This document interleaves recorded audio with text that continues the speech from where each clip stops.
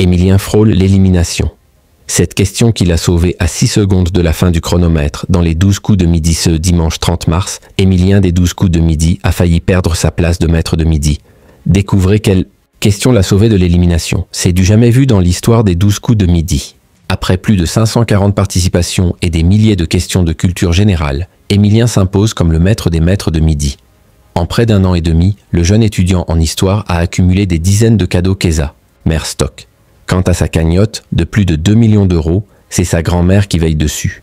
Le jeune homme peut aussi compter sur sa petite amie Jessica pour garder les pieds sur terre.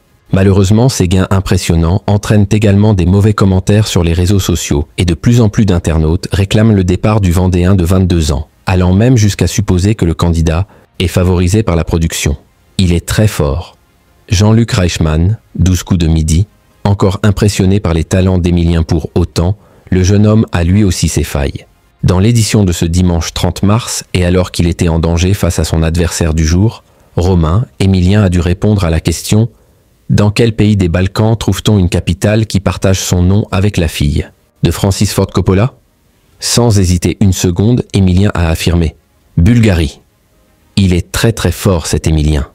A commenté Jean-Luc Reichmann alors qu'il ne restait pour que 6 secondes au chronomètre du champion.